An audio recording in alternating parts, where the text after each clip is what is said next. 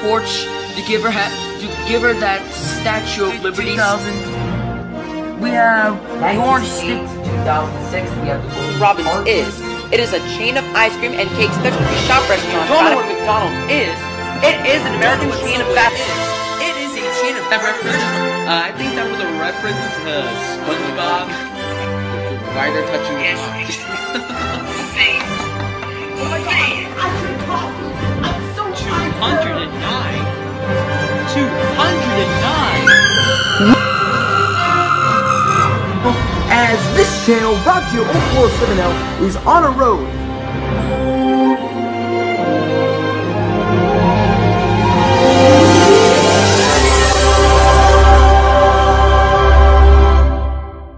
Hey there guys, Robert here, and welcome to episode 31 of the RobGio0407 Q&A. The 5-year anniversary special. Yeah, seriously, I cannot believe it has been 5 years since I started this channel. Like, for those of you who have really stuck by me during that time, thank you all so much. And for anyone who is new to my channel, welcome. I kind of post random content and shit. Like, I post like a variety of different types of stuff. But hopefully you'll enjoy my content to some extent. So yeah, the 5-year anniversary Q&A is unlisted. And yes, it's unlisted, not deleted, as you can see. It's not deleted, it's just unlisted.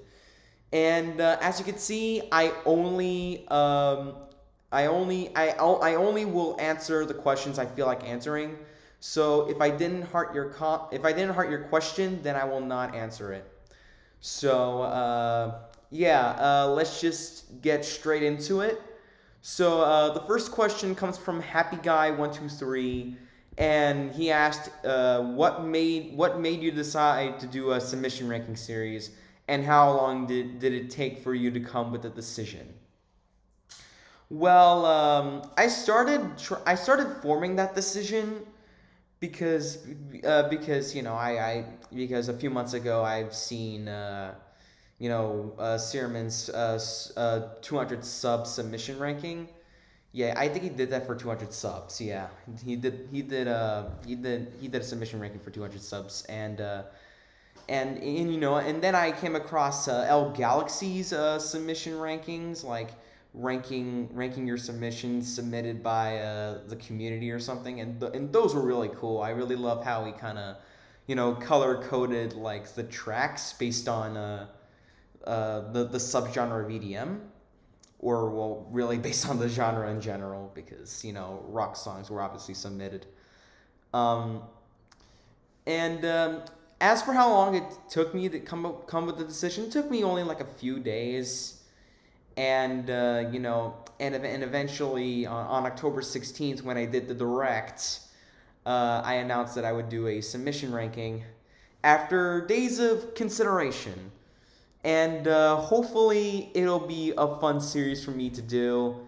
And I'm sure it'll be fun. And in about 1 or 2 days time, I'll be announcing the first form. The form for the first episode of monthly submission rankings, the new series that will be on January 9th, 2022, which happens to be my 18th birthday. So the series premiere of that new series will also be the 18th birthday special. So it'll be fun, really fun. Okay, so Mason Wrigley asked me 2 questions, but I'm only going to answer one of them, and that's the first one. He asked, who is your favorite state in the Marble Race State series? Yeah, the U.S. State Marble Race. I'd say it's probably either my home state, New York, or Florida. Yeah, because Florida has been up for elimination for the first six episodes of this series, and has been safe for all of them, and ever since then Florida really improved and just kind of persevered throughout this whole thing, and you know, Florida made it very far in the competition. Like I could really see Florida being in the finale for the U.S. State Marble Race. And New York also made it pretty far too. It's a shame that New York got eliminated. You know, like it got eliminated and was cut from the final 8. But I really gotta admit, my home state made it very, very far and placed in 9th. So and not to mention that New York was in the bottom 2 countless times in like the eliminations and has been safe for all of them. So New York was a pretty strong state. And also a special honorable mention to Illinois, who I thought was going to make it pretty far into at least into the final 10, because Illinois was safe from elimination a lot of the time. But oh well, it is what it is, because Illinois placed in 16th. So yeah, so my favorite states in the Marble Race State Series, U.S. State Marble Race Series, are New York, Florida, and Illinois. It's a tie between these 3 states, so yeah. And then the next question comes from Kai, and he asked, who inspired you to make logo history? More specific, what YouTuber or YouTubers inspired you to make logo history? You know, like when I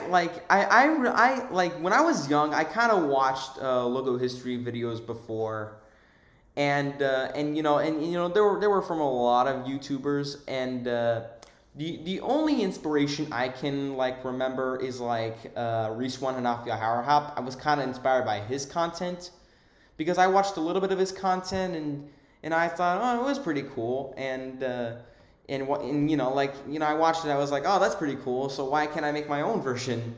So I did, you know, my own little logo history thing, where I just used Keynote for like a year, and then switched to Canva and doing those little animations. Then I ended the original series in October 2020, due to a very interesting situation, which I'm not gonna go deep into.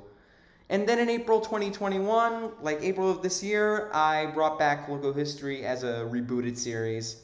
So yeah, that's pretty much the evolution of Logo History. But to answer your question, Kai, people like Rizwan Hanafiya Harahap, you know, he kind of inspired me to do my own little Logo History thing. So yeah. Cam's asked me 4 questions, and I'm actually going to answer all of them, because all of them are pretty interesting. So yeah, so question 1, apart from Strobe, can you tell us some of your other favorite songs of all time, fellow Strobe Circle Jerk? So yeah, I'm just going to straight up list my top 5 favorite tracks of all time. Number 1 is Strobe, obviously. Like, I really, like it really makes me feel like I'm transcending into heaven. You know, and it's, in like the second half, it really makes me feel like I'm transcending into heaven. And the intro is just like really slow and somber and just emotionally resonant. And just the way it flows into like the progressive house half of it, just freaking brilliant. Just, yeah, I really adore Strobe like the Wonky Angle adores Halcyon. It's that good. And my number 2 favorite track of all time would be BT's Good Morning Kaya. Number 3 would be Aphex Twin Stone and Focus. Number 4 would be honestly, I think number 4 would be 5 Facilities Claire de Lune. And number 5 is Deadmau5's Bleed. I just really love that track so much. And also, I really got to give a special honorable mention to Zapper's The Electrifying's Forgotten and Alone. I'm going to link that track in the live chat of this premiere, because it is my number 6 favorite track of all time. My number 6 favorite track of all time. It's 19 minutes long, and yet it is everything I love about like dark, and foreboding progressive house stuff. And Zapper the Electrifying really does do a really great job, He does a really excellent job at providing, such a dark and foreboding atmosphere on all of his tracks.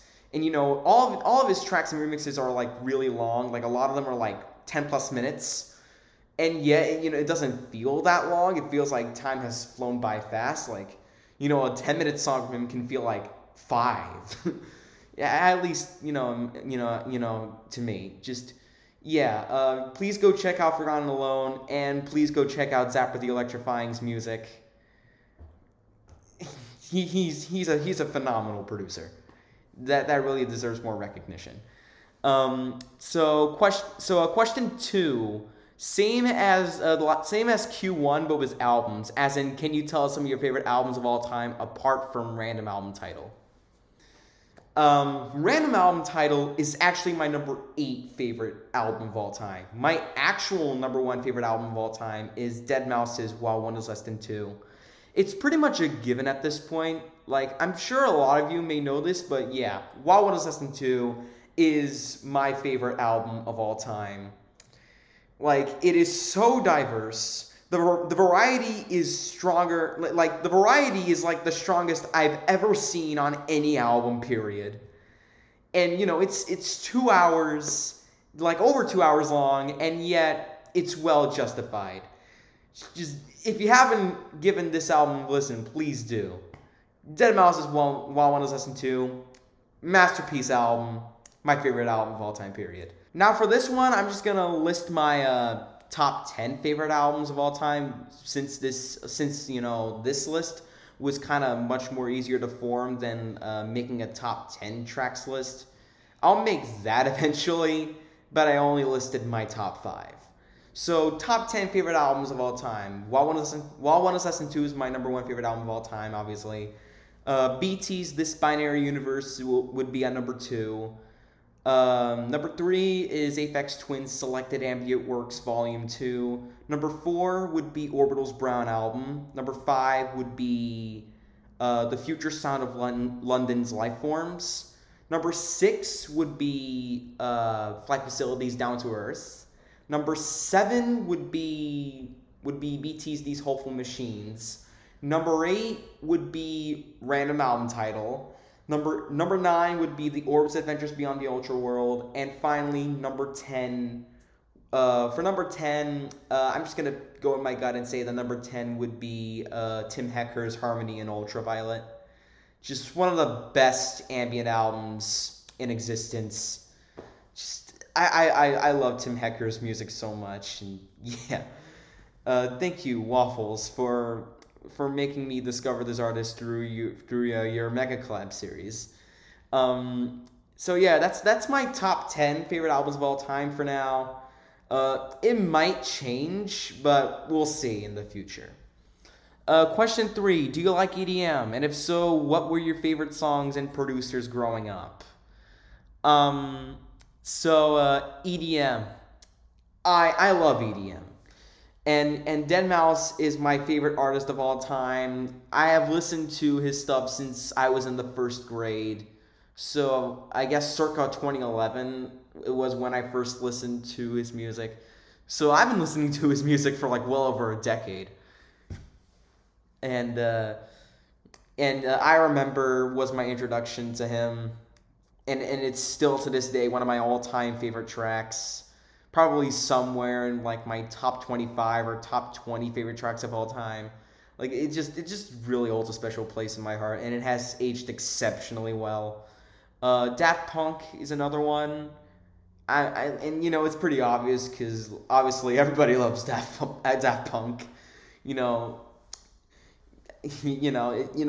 are kind of like the SpongeBob of like the music industry, because just everyone loves Daft Punk, like, or at least so many people love Daft Punk, and Contact will always be my favorite song from them. Just what a great finisher to their discography, and eventually when I got into high school, I got into artists like BT and Aphex Twin and Square Pusher and many others, thanks to the Wonky Angle. So yeah, and then question 4: do you have any inspirations when making music? Yes, I do have inspirations for making music. That with Deadmau5 being the #1 inspiration, because again, he's my favorite artist ever. And also like, you know, and also like Aphex Twin is another inspiration. Yeah, he was an inspiration for my 11th album, Skies Are Blue. And then BT actually inspired me to make a track that I made called A Lover's Empathy Still Stands in Angels, which I'm also going to link in the live chat of this premiere, because it's probably one of the most beautiful tracks I've made. And it was inspired by, you know, his 5th album, This Binary Universe, which I mentioned is my second favorite album of all time. He also asked me in the previous Q&A video if I collect CDs just like the Wonky Angle, and for now I don't collect CDs, but eventually in the future I will collect CDs. Like, I plan on getting Deadmau5's Wild 1 Assassin 2, Pendulum's Immersion, and Orbital's Insides all on CD, because they're all fantastic albums. So yeah. And yeah, next questions are from Retro Galaxy. What is your biggest accomplishment that you reached on your YouTube career, and what is your next big goal that you're going to accomplish on your channel? Biggest accomplishment, you know, it's obviously 6,000 subscribers, but also a part of me says 1,000 subscribers. Because back then, if you wanted to get the community tab, then you had to get 1,000 subs. But more recently, they decided to lower that eligibility from 1,000 subs to 500 subs. So people I know like Juno, L Galaxy, and Retro Galaxy, you know, they all have the community tab now because they have over 500 subs. And the next big goal that I'm going to accomplish on my channel, it's going to be 7,000 subscribers, and then 8,000, and then 9,000, and then 10,000, and then 15,000, 20,000, 50,000, 100,000, and then just the next big thing after that, so on and so forth. And then how much questions do we have? Yeah, I think we have a lot more questions here. So the next question from Alex Nico 0811F is, what is your favorite Thanksgiving food? Turkey. Turkey is my favorite Thanksgiving food. And runners-up include mashed potatoes and sweet potatoes and gravy. So, yeah. Anthony Silva, what's your favorite drink? It's a tie between water, just like regular drinking water, and I'd say ginger ale is another one. Yeah, ginger ale. Fortnite Gamer 21, what is your favorite game? I honestly, I really do not have a favorite game at the moment, but I guess Super Mario Galaxy is probably one, and like another one would be Super Mario Odyssey, and then Smash Bros. Ultimate. Actually, I think Smash Bros. Ultimate might be my favorite game. Like, it's like every single character that have appeared in like Smash ever. Like, they all come back into this one game, and you know they also included new characters like Inkling. And, you know, I was also pretty surprised to see that Sora got added as a new DLC character. Not only that, but Sora is actually the last DLC character ever in Smash Ultimate. And also, I don't know if they're gonna make another game after Ultimate.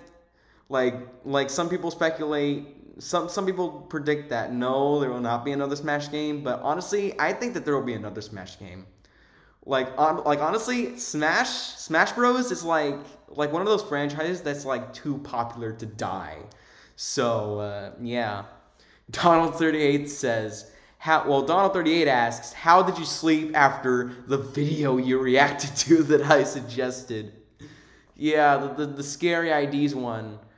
I didn't have any nightmares from that one, but honestly, I was a little scarred from like the number 2 pick, and also the number 3 pick, the Japanese ID that scared the living shit out of me. Yeah, and the number 1 didn't really give me any nightmares. It was just static, and that's it. Mr. Toxicroak, have you played any Sonic the Hedgehog games?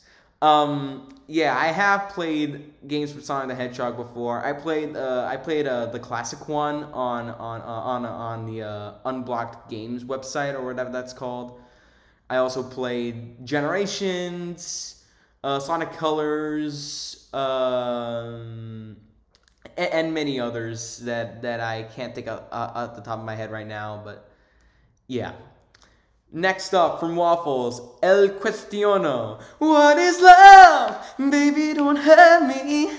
Don't hurt me.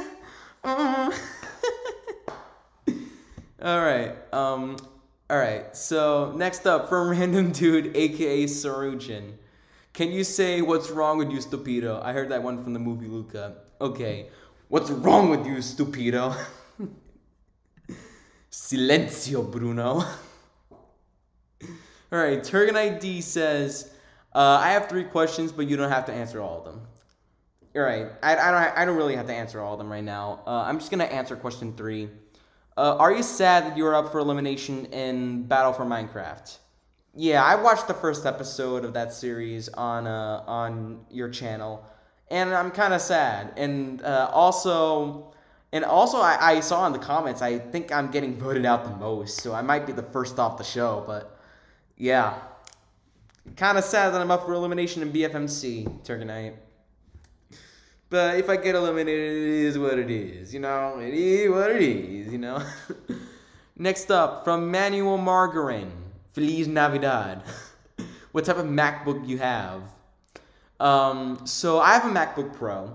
For a few years, I had a MacBook Air, but then I got an all-new MacBook Pro at the turn of my 17th birthday. So yeah, I love my MacBook Pro. It's definitely better than my MacBook Air. Like, my MacBook Air was shit.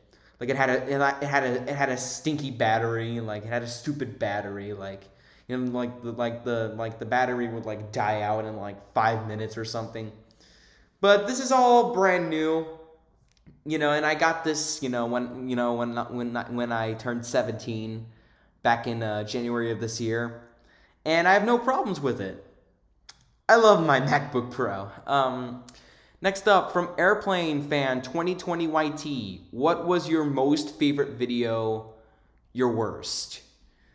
Honestly, I really don't have a favorite video at the moment. But I'd say my rock paper scissors videos were probably my favorites. Which, I mean, is pretty shocking to hear because logo-related content is what I'm known for. And then my worst, pretty much every single logo history video that I've made in 2019. Yeah, they're all cringe as hell. I would shake the camera, like I would shake my phone's camera, like every time I record these. It was just me acting like a little toddler on acid. I really hate my 2019 logo history videos. Like, they're all cringe. Like what was my 15-year-old self doing with his life? This is the last question here from a retired user. Did you used to watch WALL-E? Yeah, I have watched WALL-E, when I was, little or something. Yeah, WALL-E is probably one of my favorite Disney movies. It's just a phenomenal movie. And, its reputation is well deserved. Just, yeah, if you somehow haven't watched WALL-E, then I suggest you go see it. Because WALL-E is a phenomenal movie. And, yeah, we're all out of questions, guys. KBC, the Tom Fanatic says, cool. Thanks, KBC. So, yeah, that's the end of this Q&A video.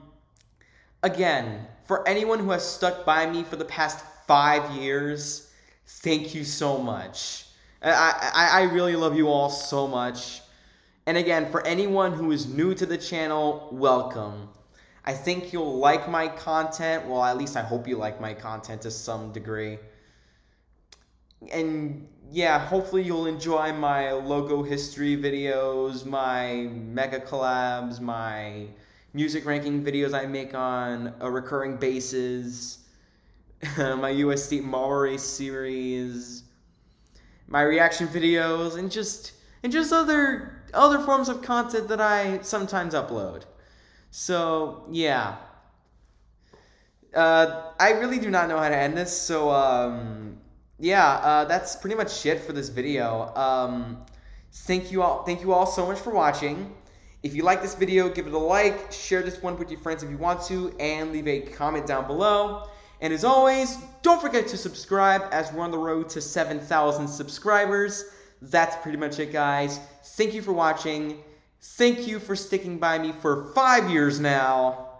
And as always, I'll see you all in the next video. Bye-bye, guys.